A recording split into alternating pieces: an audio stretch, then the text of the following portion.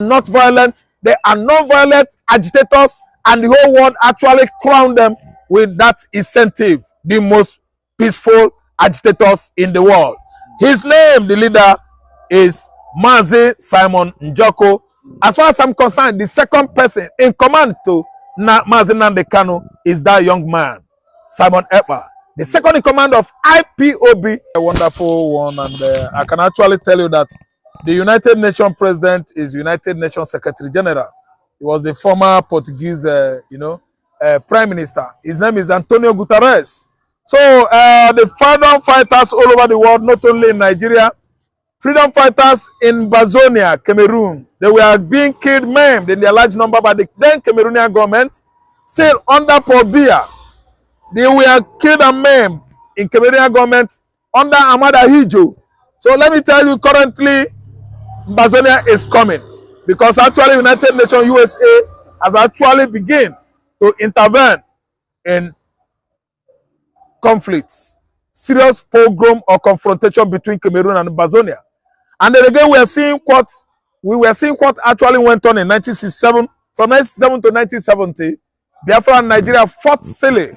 They fought themselves, and the Western world were interested, sponsored by, led by the Great Britain, who actually supported Nigeria military clique with lethal weapons. They supplied them weapons, turning their backs on Igbo. And we were all colonized by Britain in the past. Even if you ask me, I will tell you that people that bought into British culture and tradition are the Igbos, because we are all Christians. The British man supported the Arab Fulanis because of what they should gain or eat.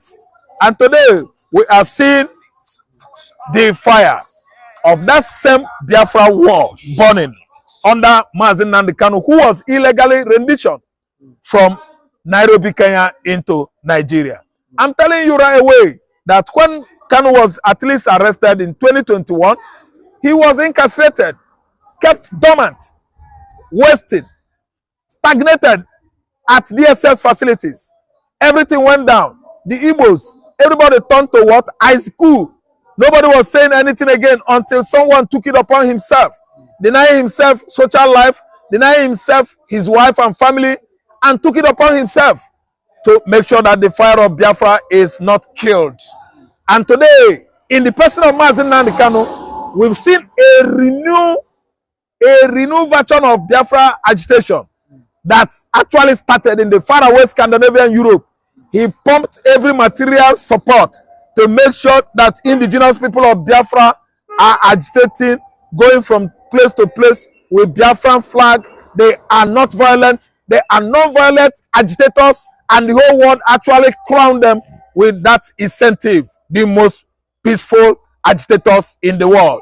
His name, the leader, is Mazi Simon Njoko.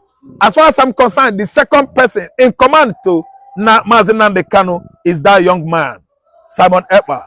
The second in command of IPOB, two of them are incarcerated right now. That was what prompted the United Nations President or Secretary General Antoni Guterres for making that statement that he will never sleep, seeing the freedom fighters all over the world going what they are going through presently.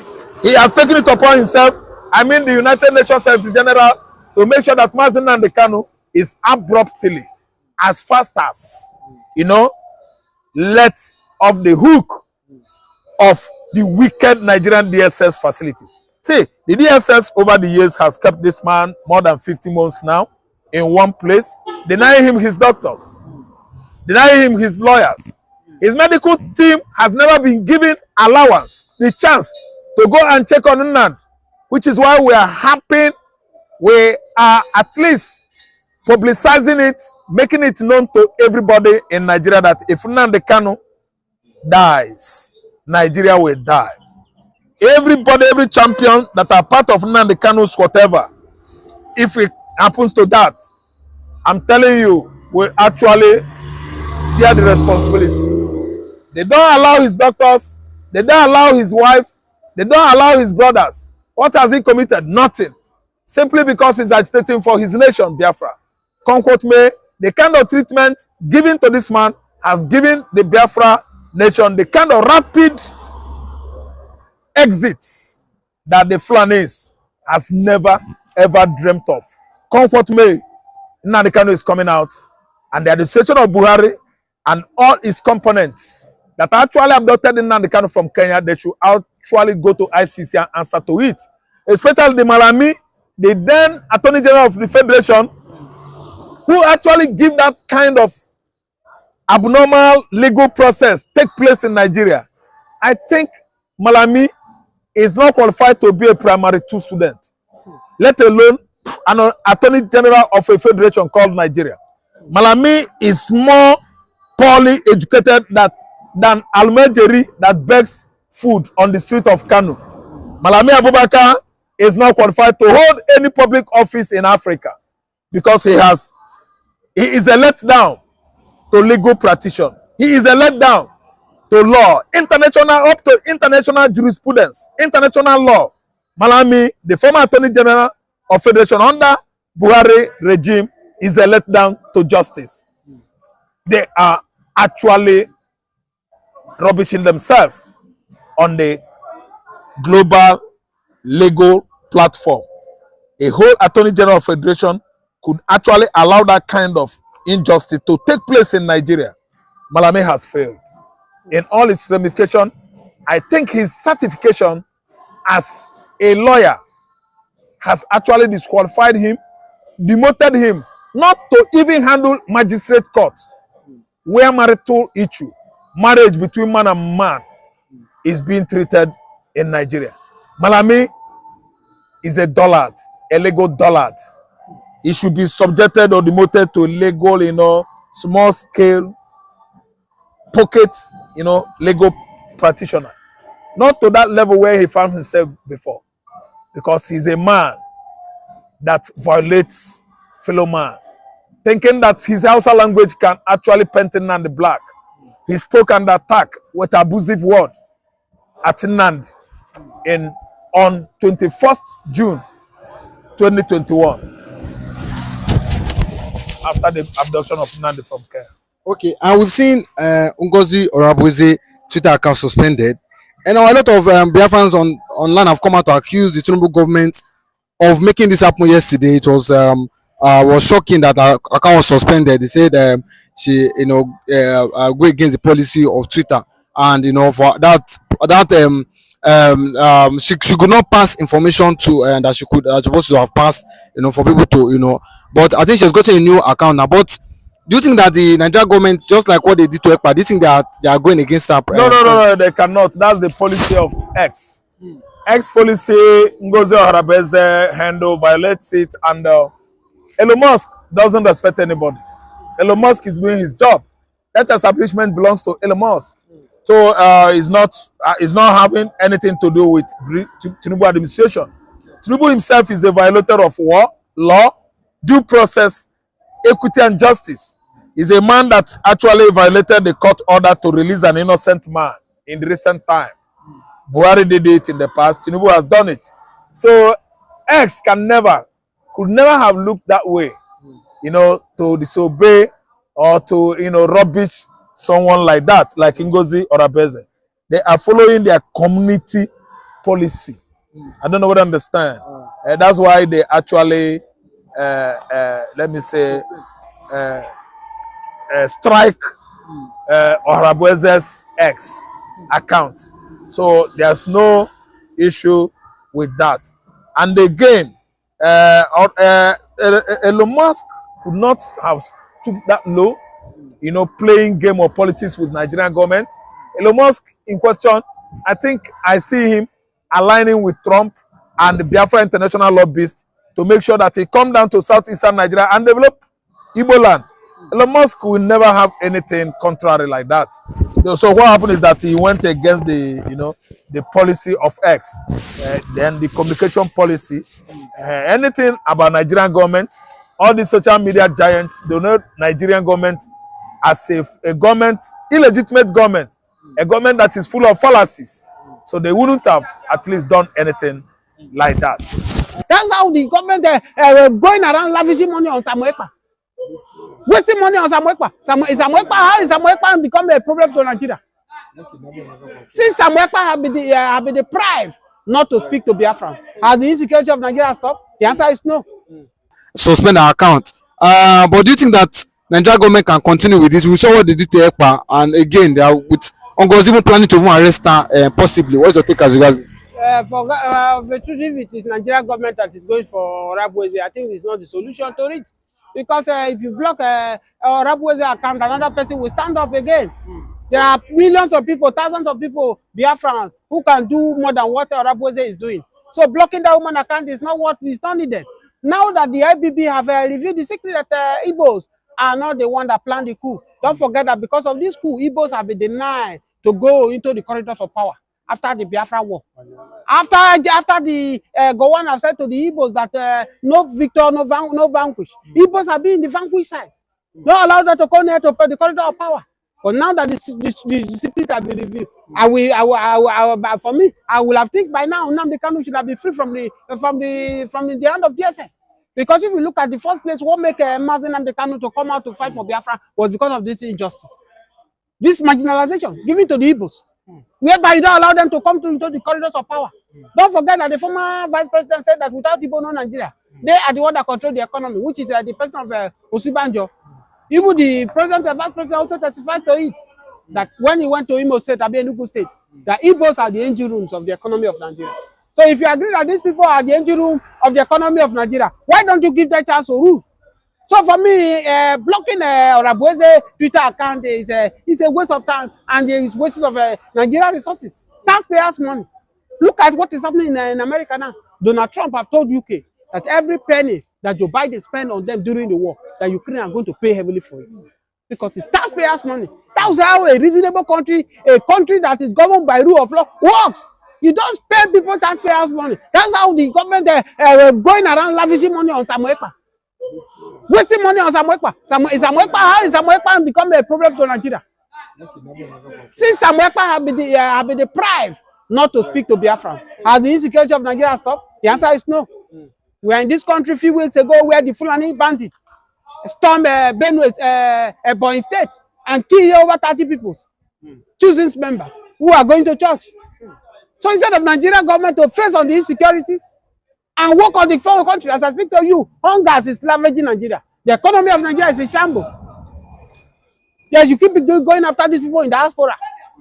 If Nigeria is okay, do you think reasonable Igbo people will believe on Simon Ekpa? Simon Ekpa is not even in Nigeria. Dr. Orabweze is not in Nigeria. It's because of Nigeria is not working. Many Nigerians are jobless. That's why they have time. That's why Nigerian government give them time to listen to Simon Ekpa or listen to Samuel or Orabweze, because they feel that these people are fighting for them. So for me, blocking Orabweze Twitter account for me is not the solution to the problem. It's not the solution.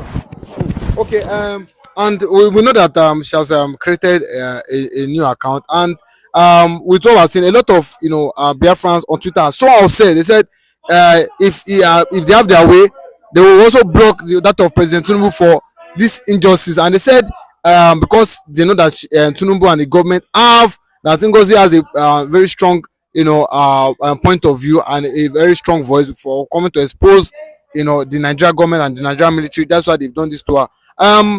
Another thing we want to look at is that the UN have ordered for the release of Simon Ekpa and all freedom fighters around the world.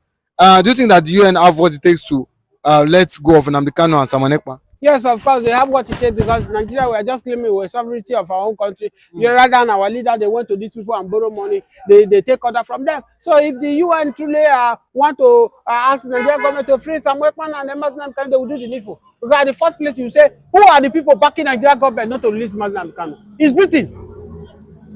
Don't forget that Nnamdi Kanu is from UK. If the UK will have done the needful, Nnamdi Kanu will not be in the DSS station today. Because they know that they are making the country, that Nnamdi Kanu is exposing their secret on a daily basis. That's why they keep mute. They don't speak of Nnamdi Kanu. They do all their possible, but because they know that it's going to be against their law. That's why they do all the possible means that Nigerian government did not kidnap Nnamdi Kanu in the UK. They went to Kenya, one of the African countries, to go and do that unlawful act by kidnapping Nnamdi Kanu from Kenya to Nigeria. So for me, there's nothing. It's not going to be a new thing for us. They are the one that supporting Nigerian government to detain Nnamdi Kanu. If they come and put pressure on the same Nigerian government to release it, of course they will do the needful. But one thing that is sure that Donald Trump is involved, and this is Nnamdi Kanu. Nnamdi Kanu will be revealed. I did it on my platform where Donald Trump also said that Nnamdi Kanu should be released. And killing of Christians in the Southeast should stop. So Nigerian government does not have a choice because Donald Trump is the president of the world. He has every power capacity to put pressure on any country in the world, and they will do the needful. Look at it now, all the countries that have been supporting Ukraine right now, all of them, they are falling behind Donald Trump now because Donald Trump have told Ukraine that at the first place, the fight you went for a wrong fight. And today, Ukraine, they are on their own. When I was telling people that Ukraine, what the president of Ukraine is doing, he's doing rubbish. People say, I don't have sense. I don't know what I'm saying. What achievement and what benefit has this Ukraine fight bring to Ukraine? That he has killed billions of Ukraine. How can you say, like Niger now, who is our border, Niger say you want to fight Nigeria? Is it possible? Why will Ukraine say you want to go and fight Russia? If you have problem, you dialogue it. Go into dialogue with them and settle it. So for me, Donald Trump is the light of the world, and the light has come to shine, and the light cannot comprehend it more. You talk about Trump and UK, backing, Nigeria for Nnamdi Kanu, not releasing Nnamdi Kanu. But just recently, we've seen Donald Trump, ban, aside ban Nigerians from US, he has also banned Nigeria. Even the UK are involved in not giving them free access to visa to the US. Just recently, I think yesterday, UK was among. Do you not think that he knows that UK are supporting Nigeria? UK are evils. British are evil. They are part of people that they put us into this place. So Trump have known them. Don't you know that it is a UK that push Ukraine to this fight?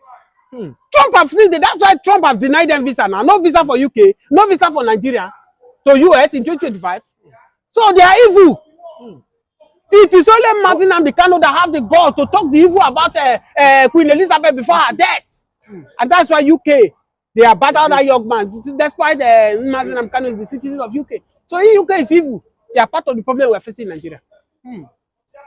But do you think that this will affect UK or make them, rethink their It might not really affect them, but they don't have any option because they cannot fight US.